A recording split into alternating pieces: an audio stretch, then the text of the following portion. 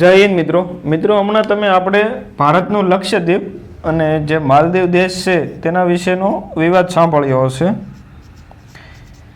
વિવાદ એટલો બધો વધી ગયો અને ચર્ચા એટલી બધી વધી ગઈ છે કે આમાંથી તમારે પ્રશ્ન પૂછવાની સંભાવના 101% વધી જાય છે, 100ની ઉપર પણ 1%.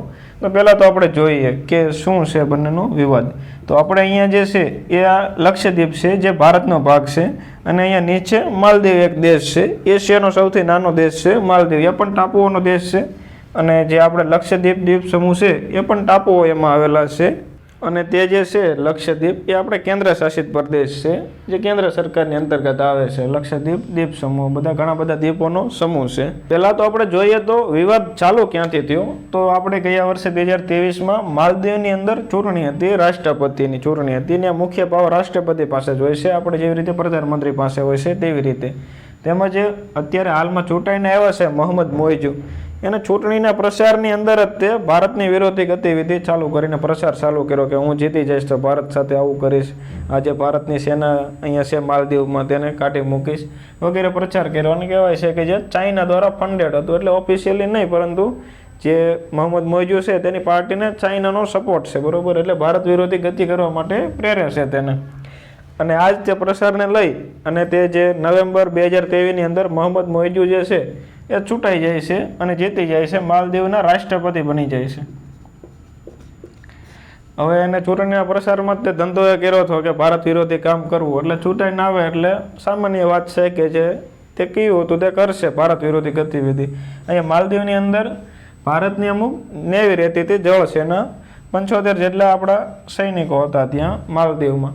એ એટલે માલદીવની રક્ષા કરવા માટે નહોતા પરંતુ ટ્રેનિંગ આપવા માટે એરક્રાફ્ટ ને બધું કઈ રીતે ચલાવવું ટ્રેનિંગ માટે હતા, એને પણ તેને કાઢવાનો નિર્ણય લઈ લીધો મોહમ્મદ મોઇઝુએ. આટલું બધું થયું પરંતુ એનો મૂળ ઉદ્દેશ તો ભારત વિરોધી ગતિવિધિ જ હતો. એટલે કોઈ બી અત્યાર સુધી એવું હતું કે માલદીવમાં કોઈ બી નવા રાષ્ટ્રપતિ ચૂંટાઈને આવે તો એ પ્રથમ ભારતની વિઝિટ કરતા, કારણ કે ભારત જે છે માલદીવ માટે બહુ ઇમ્પોર્ટન્ટ છે. આપણે ભારત માલદીવને ઘણી બધી સહાય પણ આપીએ છીએ, કંઈ બી જરૂરિયાત ઊભી થાય તો ભારત માલદીવને પૂરી પાડે. એટલે માલદીવમાં કોઈ બી નવા પ્રેસિડેન્ટ આવે તો એ પહેલાં ભારતની મુલાકાત લેતા. પરંતુ આ જે ભાઈ છે મોહમ્મદ મોઇઝુ એણે ભારતની મુલાકાત ના લીધી, ડાયરેક્ટ પહેલાં જતા રહ્યા તર્કીની અંતર્ગત, બરાબર. તુર્કીની મુલાકાત લીધી, તેના પછી ટર્કીની મુલાકાત કરીને આવીને પછી પણ ભારત ના આવ્યા અને ચાઇનામાં ગયા. ટર્કી અને ચાઇના બંને જે છે એ ભારતના વિરોધી છે, એટલા બધા પણ સારા સંબંધો નથી. મોટા ભાગે ટર્કી પણ ભારતનો વિરોધ કરતું હોય અને ચાઇના સાથે પણ આપણે ઘણા બધા બોર્ડર ડિસ્પ્યુટ છે. એટલે ત્યાંથી જઈ અને ચાઇનાની મુલાકાત કરવા કે અત્યારે હાલમાં ચાઇનામાં જ છે, બરાબર. એટલે ટર્કી અને ચાઇનામાં કે અત્યાર સુધી બધા રાષ્ટ્રપતિઓ ભારતમાં આવતા તે ના આવ્યા, એટલે ભારતને કહ્યું કે હું ભારત સાથે સંબંધ સુધારવાના કોઈ મૂડમાં નથી, બરાબર છે. એટલે ભારત સાથે ઘણા ટાઈમથી વિવાદ ચાલતો હતો. આ બધા જે છે એ આવા સમીકરણો 3-4 મહિનાથી ચાલી રહ્યા છે માલદીવની અંતર્ગત, બરાબર. એમાં એવું થાય છે કે મોહમ્મદ મોઇઝુ ચાઇનાની અંદર ગયા અને અહીંયા ભારતની અંદર આપણે જે વડાપ્રધાન નરેન્દ્ર મોદી સાહેબ છે એનું મન કર્યું કે મારે લક્ષદ્વીપની મુલાકાતે જવું છે. નોર્મલી લક્ષદ્વીપની મુલાકાતે ગયા અને ત્યાંના જે બીચ છે એ બધામાં ફોટા લઈ અને પોસ્ટ કર્યા, જે પાણીમાં ઉતર્યા શૂટ કર્યું ને એવું બધું કરી ફોટા તમે જોયા હશે, એ પોસ્ટ કર્યા કે આવી રીતે આપણે જે લક્ષદ્વીપ છે એ પણ બહુ સુંદર જગ્યા છે. માલદીવનું એણે કાંઈ નામ પણ ના લીધું, અહીંયા પણ તમે ફરવા આવી શકો છો. પણ આ જે છે એ ઇનડાયરેક્ટલી માલદીવને મેસેજ હતો, કારણ કે માલદીવની જે જીડીપી જે છે એના 25% જેવું તો ટુરિઝમ સેક્ટરમાંથી જ આવે છે. પ્રવાસીઓ જે છે એ માલદીવમાં બહુ આવે છે, એમાં સૌથી મોટો ફાળો ભારતીયોનો છે. પર્સન્ટેજ વાઇઝ જોઈ તો સૌથી વધુ ભારતીયો જે છે એ માલદીવમાં ફરવા જાય છે અને એની જીડીપીના 25% જે છે એ આ ટુરિઝમ ઇન્ડસ્ટ્રીમાંથી આવે છે. અને આપણે જે આ લક્ષદ્વીપને જે છે એ માલદીવની જેવા તે સુંદર દ્વીપો બધા આવેલા છે, પરંતુ સવાલ એ રહ્યો છે કે આપણે લક્ષદ્વીપમાં આટલું બધું ટુરિઝમ ઉપર ધ્યાન ના આપ્યું, ડેવલપમેન્ટ ના કર્યું, જ્યારે માલદીવે બહુ વ્યવસ્થિત રીતે બધા વિલા બનાવ્યા અને ફરવા માટે વ્યવસ્થિત જગ્યાઓ પૂરી પાડી, એટલે એનું ટુરિઝમ વધી ગયું. આપણે લક્ષદ્વીપમાં આટલું બધું કંઈ ડેવલપમેન્ટ નહોતું, એટલે માલદીવને ઇનડાયરેક્ટ મેસેજ સેન્ડ કરવા માટે નરેન્દ્ર મોદી સાહેબ ત્યાં પહોંચી ગયા લક્ષદ્વીપમાં અને બધા ફોટા પાડીને મૂક્યા. તો આવી પરિસ્થિતિમાં જે માલદીવ જે છે એને સમજદારી બતાવવાની હતી કે કાંઈ નહીં, ફોટા મૂક્યા છે તો કાંઈ વાંધો નહીં, આપણે આપણું ટુરિઝમ વધારે પ્રમોટ કરીએ કે ભારતીયો તમારું સ્વાગત છે અહીંયા પણ આવો, વાંધો નહીં. પરંતુ જે દેખાડવી જોઈએ સમજદારી એ ના બતાવી માલદીવે, બરાબર છે. સમજદારી ના બતાવી અને કહેવાય ને કે પગ ઉપર કુહાડો નહીં પણ કુહાડી ઉપર પગ મારવા ગયા એવું કામ કર્યું. જે અત્યારે મોહમ્મદ મોઇજુ જે છે એ તો ચીનમાં છે, પરંતુ માલદીવના 3 મંત્રીઓ જે છે એને બહુ ખરાબ ભારત વિરોધી અને નરેન્દ્ર મોદી સાહેબ વિરોધી સ્ટેટમેન્ટ આપ્યા કે ઇઝરાયલના પપેટ છે, આમ છે તેમ છે, ભારતમાં આવું છે તેવું છે, એવા બધા જે જેના મંત્રીઓ મિનિસ્ટર છે એને સ્ટેટમેન્ટ આપ્યા 3 હતા. એટલે આવા સ્ટેટમેન્ટ જોઈને સામાન્ય વાત છે કે ભારતીયોની અંદર તો ગુસ્સો આવવાનો જ છે. એ બધું જોઈ અને સોશિયલ મીડિયાની અંદર થોડું યુદ્ધ જેવું થઈ ગયું. એટલે જે ભારતના લોકો હતા એમાં 10,000 જેવી ફ્લાઇટો કેન્સલ થઈને, જેટલા બી ટુરિઝમ તરીકે માલદીવમાં જવાના હતા એ બધાએ કેન્સલ કરી દીધું, બરોબર છે, માલદીવમાં જવાનું. એટલે માલદીવને બહુ મોટો ઝટકો લાગ્યો અને મોહમ્મદ મોઇજુ સાહેબ પણ પ્રેશરમાં આવી ગયા. એની ગવર્મેન્ટને આ 3 જે મિનિસ્ટરોએ ભારત વિરોધી સ્ટેટમેન્ટ આપ્યા હતા તેને સસ્પેન્ડ કરવા પડ્યા અને સસ્પેન્ડ પણ કરી નાખ્યા. અને જે મોહમ્મદ મોઇજુ સાહેબ છે એ અત્યારે આ ભાઈ ચાઇનામાં છે અને ત્યાંથી કહે છે કે અમારે ત્યાંથી ડાયરેક્ટ ભારતમાં આવવું છે, પરંતુ ભારત સરકાર જે છે એને હજી કોઈ રિપ્લાય આપ્યો નથી, બરોબર છે. હજી કંઈ ઓફિશિયલી કીધું નથી કે એને બોલાવશે કે નહીં બોલાવે. પરંતુ હવે જે છે એ ચીનમાલી પાસે ભારતમાં અત્યારે વિઝિટ કરવા માટે આવવા માગે છે, નહીંતર કોઈ પ્લાન નહોતો. પરંતુ આવી પરિસ્થિતિ ઉત્પન્ન થઈ એટલે થોડું થયું કે આટો મારી આવે ભારતમાં પણ. એટલે આપણે જે 4 જાન્યુઆરીએ મોદી સાહેબે લક્ષદ્વીપની વિઝિટ કરી હતી અને જે વિવાદ છે અત્યારે અહીંયા સુધી પહોંચ્યો છે, બરોબર છે. એના 3 મિનિસ્ટરોને સસ્પેન્ડ કરી નાખ્યા છે. મોહમ્મદ મોઇજુ પણ કહે છે કે મારે પણ ભારત આવવું છે, બરોબર. હવે આ આપણે લક્ષદ્વીપ અને માલદીવ બંનેની જિયોગ્રાફી સમજીએ કે એમાં કેવા કેવા પ્રશ્નો પૂછાઈ શકે, બરોબર. આઈ હોપ કે તમને વિવાદ જે છે એ સમજમાં આવી ગયો હશે. પહેલાં તો આપણે લક્ષદ્વીપ સમજીએ. લક્ષદ્વીપ આપણે જે છે એ કેન્દ્ર શાસિત પ્રદેશ છે, એ આપણે અરબ સાગરમાં આવેલું છે. આ બાજુ આંદામાન અને નિકોબાર આવેલો છે. ઘણા બધા દ્વીપોનો સમૂહ છે, એટલે આ બધાને લક્ષદ્વીપ સમૂહ કહેવામાં આવે છે. અને તેનો આકાર જોઈએ તો એ ઘોડાની નાળ આકારનો છે. આવી રીતે ઘોડાની નાળ આકારમાં ફેલાયેલા છે અને 36 જેટલા ટાપુઓ આવેલા છે. ટાપુ કહો કે દ્વીપ કહો, બરોબર. 36 જેટલા ટાપુ મળી અને આપણે લક્ષદ્વીપ બનેલું છે, એટલે આપણે તેને લક્ષદ્વીપ સમૂહ કહીએ છીએ. એની રાજધાની જે છે એ કાવારતી છે. કાવારતી દ્વીપ ઉપર જ આવેલી છે રાજધાની, અને કાવારતી છે. અને એનો જે સૌથી મોટો દ્વીપ છે એ એન્ડ્રોઇડ દ્વીપ છે, બરોબર. યાદ રાખજો, એન્ડ્રોઇડ દ્વીપ જે છે એ સૌથી મોટો છે. સૌથી મોટા દ્વીપ ઉપર રાજધાની નથી આવેલી. એના પછી બીજા નંબરનો જે સૌથી મોટો દ્વીપ છે, જે તમે સૌથી વધારે સાંભળ્યો છે, મિનિકોય દ્વીપ. એ જે આ મુખ્ય દ્વીપ સમૂહ છે તેનાથી થોડોક અલગ આવેલો છે. મિનિકોય દ્વીપ એ બીજા નંબરનો સૌથી મોટો દ્વીપ છે. એના વિશે પણ આગળ આપણે જોઈએ. પહેલાં તો આપણે જોઈએ તો આપણે લક્ષદ્વીપની જે ભાષા છે એમાં મોટાભાગની વસ્તી મલયાલમ બોલે છે. IMP છે, યાદ રાખજો. મલયાલમ જે છે એ આપણે કેરળની ભાષા છે. આપણે જે કેરળનો સામે માલાબાર તટ છે તેની એક્ઝેક્ટ સામે આવેલા છે આ બધા દ્વીપ સમૂહ, અને નજીક છે એટલે તેની અસર પણ છે. આપણે કેરળની ભાષા પણ મલયાલમ છે, અને લક્ષદ્વીપનું છે એની અંદર પણ મલયાલમ ભાષા બોલવામાં આવે છે. 60,000 થી 70,000 જેટલી વસ્તી છે આપણા આખા દ્વીપ સમૂહની અંતર્ગત. એટલે ભાષા કઈ બોલવામાં આવે તો મલયાલમ.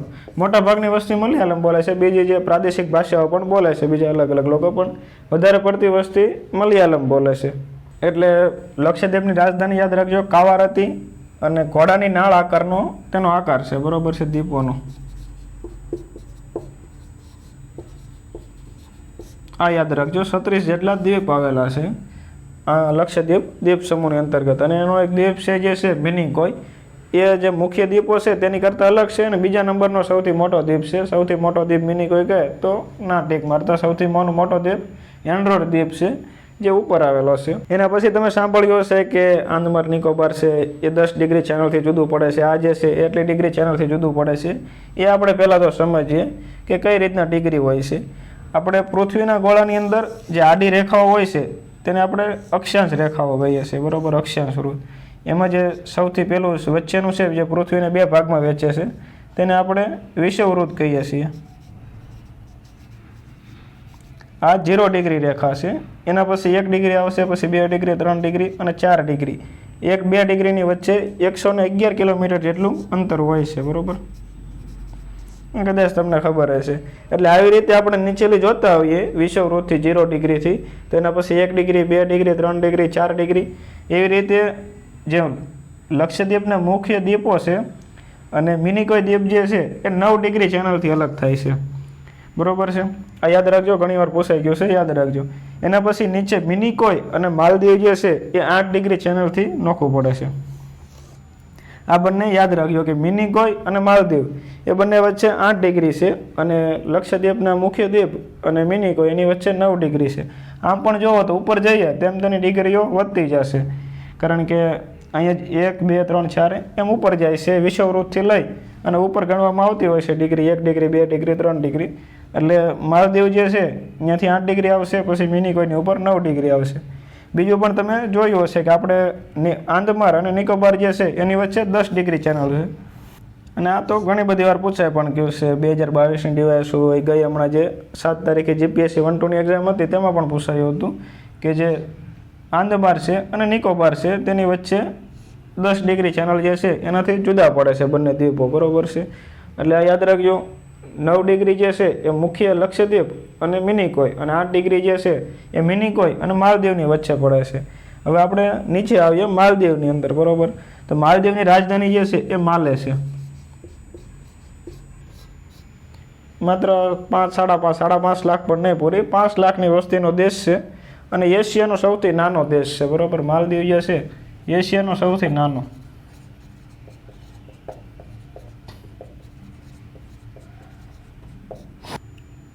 એશિયાનો સૌથી નાનો દેશ માલદીવ છે, બરાબર છે. વસ્તી 5.5 લાખ જેવી છે, પૂરી 5.5 લાખ પણ નથી, 5,21,000 જેવી વસ્તી છે માલદીવની, અને અલગ અલગ દ્વીપોમાં વહેંચાયેલો છે.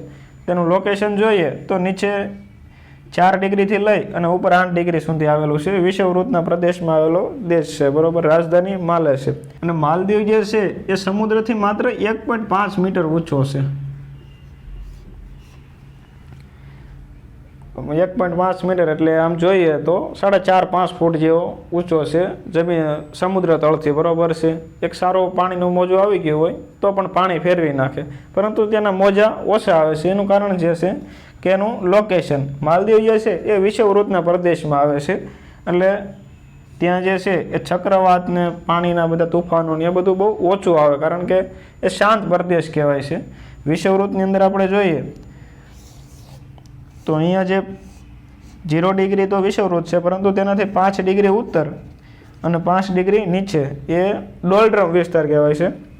અહીંયા સૂર્યનો તાપ જે છે એ બહુ વધારે પડે, એટલે અહીંયા હવા ગરમ થઈ અને ઉપર ઉઠી જાય, એટલે ત્યાં ચક્રવાતને એવું બહુ ઓછું આવે. એટલે 4 ડિગ્રી સુધી તો છે, પરંતુ 5 ડિગ્રી સુધી તો ડોલ્ડ્રમનો વિસ્તાર કહેવાય છે, પરંતુ એનાથી ઉપર 10 ડિગ્રી ઉત્તરથી લઈ અને 10 ડિગ્રી દક્ષિણ, આ જે 20 કિલોમીટરનો એરિયા છે તેને વિષુવવૃત્તીય ઉચ્ચ દાબનો પટ્ટો કહેવાય. કે ત્યાં જે હવા જે છે ત્યાં સૂર્યનો પ્રકાશ બહુ પડે છે, એટલે હવા ગરમ થઈ અને ઉપર ઉઠી જાય, એટલે ચક્રવાતને એ બધું જે છે એ બહુ ઓછું આવતું હોય છે. એના કારણે માલદીવ બચી ગયેલો છે, નહીંતર એની ઊંચાઈ જે છે એ માત્ર 1.5 મીટર છે સમુદ્રથી, એટલે 4-5 ફૂટ જેટલી ઊંચાઈ છે. એટલે માલદીવની અંદર એટલું યાદ રાખજો, તેની રાજધાની માલે છે. મોહમ્મદ મોઇઝુ જે છે એ હાલમાં હમણાં ચૂંટાઈને આવ્યા છે પ્રધાનમંત્રી, રાષ્ટ્રપતિ તરીકે, પ્રધાનમંત્રી તરીકે નહીં, બરાબર. એશિયાનો સૌથી નાનો દેશ છે, 5 લાખ જેવી આબાદી છે, 25% જેટલું એને પ્રવાસન ક્ષેત્રમાંથી આવક થાય છે જીડીપીની અંતર્ગત, બરાબર. અને ડોલ્ડ્રમ એરિયામાં આવેલો છે. નામ કહીએ તો આખો જે છે એ વિષુવવૃત્તીય ઉચ્ચ દાબ પટ્ટામાં આવેલો છે. જે દાબ પટ્ટો જે છે એ 10 ડિગ્રી ઉત્તરથી લઈ અને 10 ડિગ્રી દક્ષિણ સુધી ફેલાયેલો હોય છે. અને ડોલ્ડ્રમ જે છે એ 5 ડિગ્રી ઉત્તરથી 5 ડિગ્રી દક્ષિણ વિષુવવૃત્ત ઉપર ફેલાયેલો હોય છે. એના પછી લક્ષદ્વીપ વિશે જોઈએ તો 36 દ્વીપોનો બનેલો છે. એની રાજધાની કાવારેતી છે, સૌથી મોટો દ્વીપ એન્ડ્રોટ દ્વીપ છે, અને જે છૂટો પડીને આવેલો દ્વીપ છે એ મિનિકોય દ્વીપ છે. ભાષા મલયાલમ બોલાય છે, અને આકાર જે છે એ ઘોડાની નાળ આકારનો છે. એવી રીતે છૂટા છૂટા વહેંચાયેલા છે જે આ બધા દ્વીપો છે તે. અને ચેનલની વાત કરીએ તો 8 ડિગ્રી ચેનલ માલદીવ અને મિનિકોયને અલગ કરે, 9 ડિગ્રી જે મુખ્ય દ્વીપો અને મિનિકોયને અલગ કરે, જ્યારે 10 ડિગ્રી જે છે એ આપણે આંદમાન અને નિકોબારને અલગ કરે છે. એટલે આટલું જે છે એટલું આપણે લક્ષદ્વીપ અને માલદીવ વિશે યાદ રાખજો, કારણ કે ઘણી બધી ચર્ચાનો વિષય વધી ગયો છે, એટલે આમાંથી પ્રશ્ન પૂછવાની સંભાવના વધારે છે. આઈ હોપ કે તમને જે આખો વિવાદ છે અને એની રિલેટેડ જે ફેક્ટ છે જિયોગ્રાફીના એ તમને સમજમાં આવી ગયા છે. એ સિવાય બી તમારા કોઈ કન્ફ્યુઝન હોય તો કોમેન્ટમાં લખી શકો છો. જય હિન્દ.